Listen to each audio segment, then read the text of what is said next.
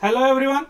So in this video we are going to discuss a unique SC judgment. आज एक 16 October 2023 के supreme Court ने एक judgement दिया है on the termination of the abortion, और वह उनका जो बेसिस था नहीं खत्म होगी जिंदगी, इन पर बेसिस था। तो देखते हैं कि यह एक्चुअली है क्या। देखिए, सुप्रीम कोर्ट में एक केस आया, that is the married woman and that have the 26 week pregnancy, 26 सप्ताह का उनका प्रेगनेंसी था, जिसमें 2 डिफरेंट बेंच से वह केस गुजरने के बाद यहाँ decisional autonomy of the woman, यानी वुमन का यह डिसीजन है, ऑटोनॉमी है टू हैव चाइल्ड और not, and the legislative framework क्या कहता है। तो यहाँ पे 2 स्पेसिफिक आइडिया जो उभर के आया, जो कि यूजुअली इंडिया में नहीं हुआ आइडिया को लिया जाता है on the termination of the pregnancy, that is the foetal viability and right of the unborn child. So foetal viability means what? Foetus can survive outside the womb. Fetus can survive outside the womb. That time after fetus survive outside the womb, that is called fetal survival, fetal viability and right of the unborn child। तो जानते हैं आप, जैसे माने बिना जन्मे हुए बच्चे का अधिकार।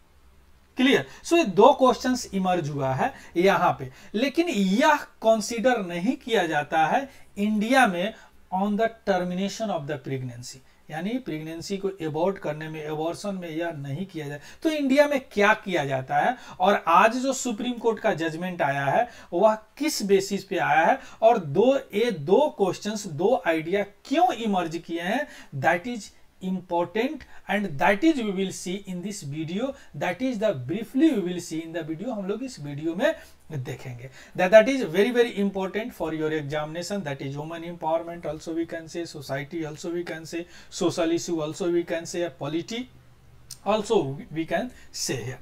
so देखिए, पहले केस क्या था। Case that is the a woman 27 years old, 27 साल की वुमन थी, that have current pregnancy was unplanned and that have 2 sons already, उनके पास 2 बच्चे थे। क्लियर? and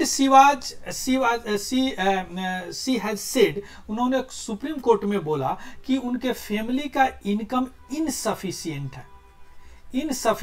है that to support the another child, and also उन्होंने बोला कि उनका राइट मेंटल फ्रेम नहीं है टू कैरी दिस चाइल्ड।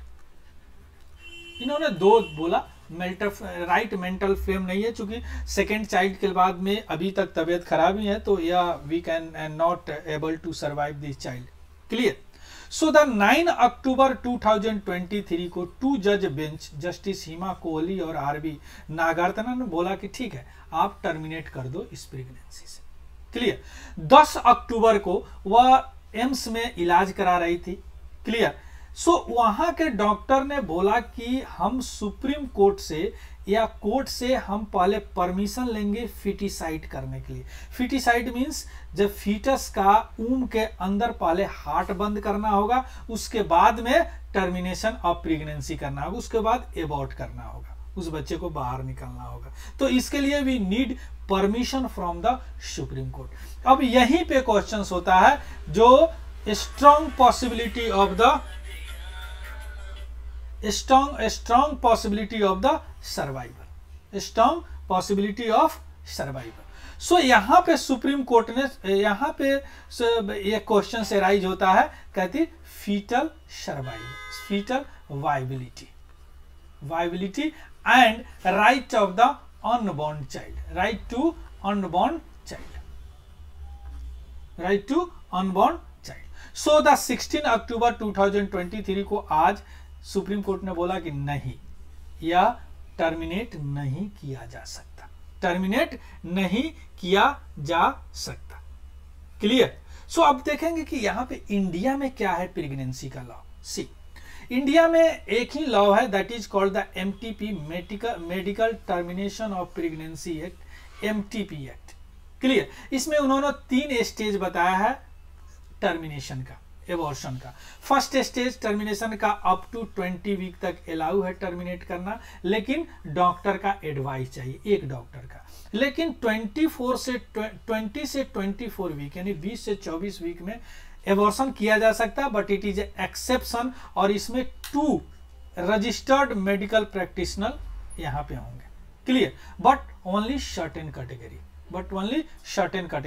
अब यहाँ पे कैटेगरी जो है 7 कैटेगरी में बताया गया है under the section 3B of the rule under the MTB act, clear. जैसे माइनर का रेप के कारण प्रेग्नेंट हो गई हो, या सेक्सुअल असल्ट हो, या वुमन विथ डिसेबिलिटी हो, या उनके बच्चे कैरी करने के बाद marital status of woman change हो जाते हैं ड्यूरिंग प्रेगनेंसी, ETC।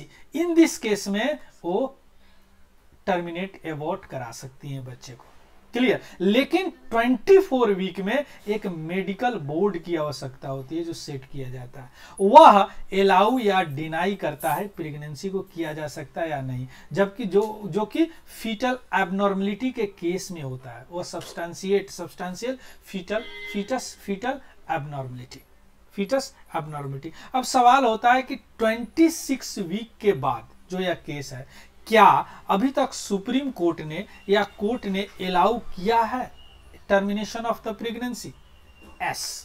बहुत सारे केस में किया, कुछ केस है यहाँ पे, जैसे 21 अगस्त इसी साल में सुप्रीम कोर्ट ने अलाउ किया है रेप सर्वाइवर जो प्रेग्नेंट हो गई थी उनको, जिनका प्रेगनेंसी 27 वीक्स और 3 डेज था।